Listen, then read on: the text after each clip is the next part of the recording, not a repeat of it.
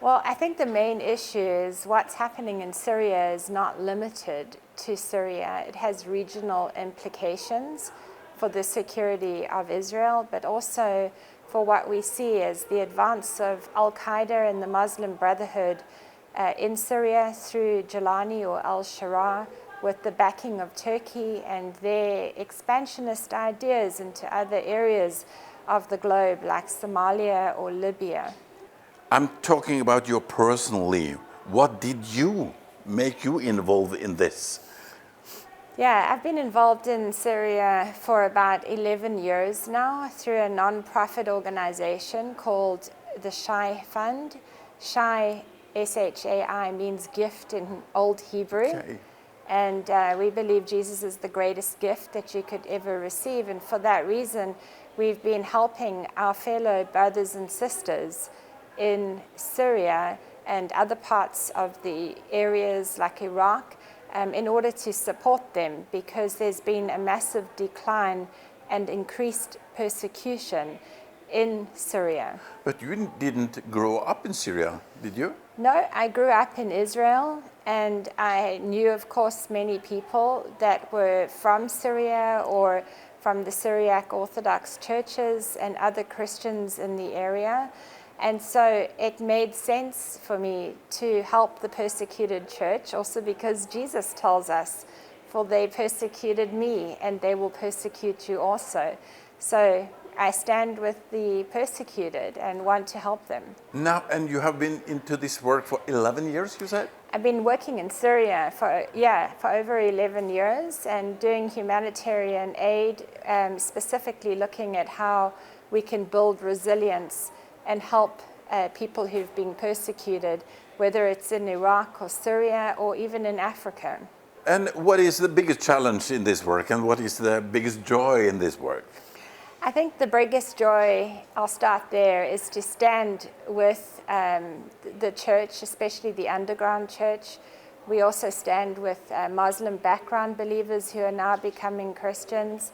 And in order to spread the gospel, I think this is the untold story of evangelism, which is advancing in the Middle East. We've seen a decline in the mainline churches, but we're seeing this phenomenal rise in people who are having dreams and visions about Jesus, and it's important that we stand with them.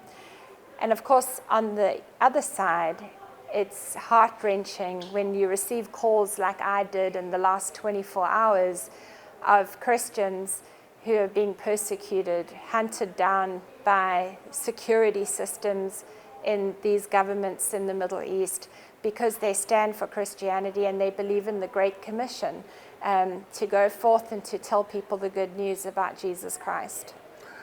Is it a risk for you and your family to do this, to be a part of this? There's always a risk, let's be honest, when you go into these countries and you're supporting the people that oftentimes these authoritarian governments or these governments who have Islamist elements in them, they don't want to see Christianity or the rise of Christianity.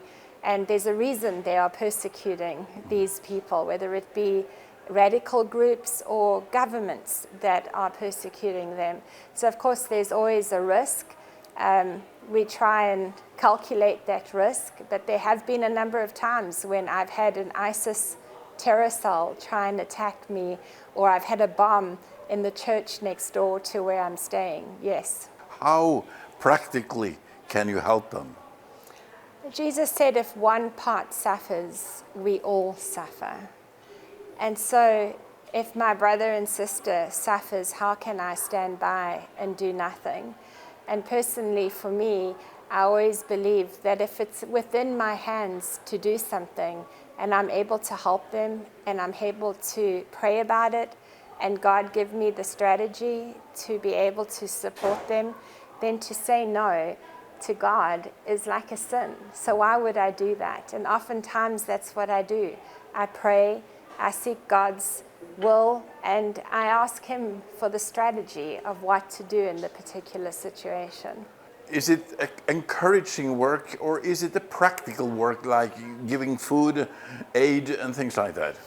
Well, I believe we should be prayerful and practical. Okay, both? Both. And because if you don't pray, the Lord can't give you the strategy on what practically you need to do.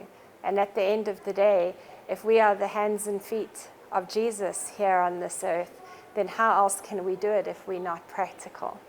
So we do many things, from going into areas where Christians are persecuted, and we help them.